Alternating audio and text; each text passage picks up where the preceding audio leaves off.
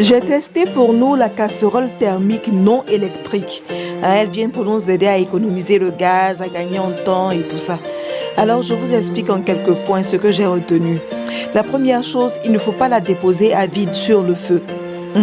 Il faut mettre des aliments dedans avant de la poser sur le feu, sinon elle va changer de couleur. La deuxième chose, c'est la gestion de l'eau. Ça, c'est vraiment un gros challenge parce que les aliments vont cuire à l'intérieur comme à l'étouffée.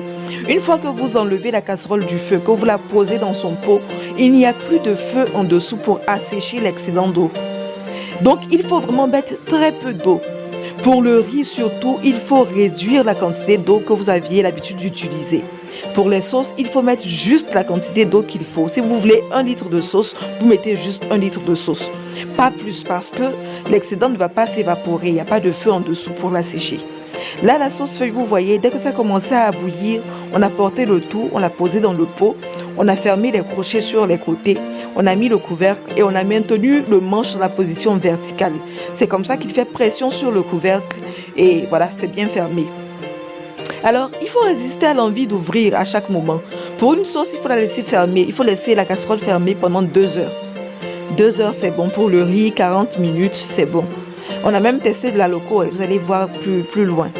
Donc voilà, 2 heures, la viande n'est pas cuite à l'extérieur. Quand vous mettez la viande dans le pot, la sauce dans le pot, la viande n'est pas cuite. La viande va cuire à l'intérieur du pot.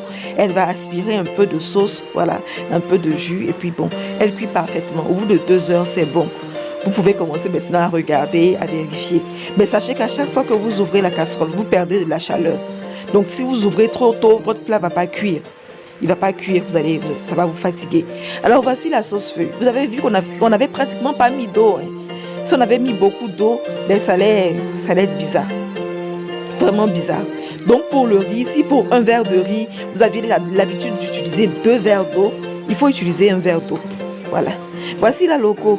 Là, c'est surtout une question de timing.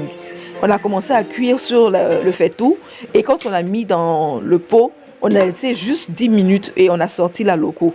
Parce que sinon, la banane va prendre trop d'huile. Et effectivement, c'était cuit. C'était déjà cuit. Voilà, le riz aussi. Alors, je pense qu'en l'utilisant, vous allez pouvoir vous habituer, vous allez prendre vos repères.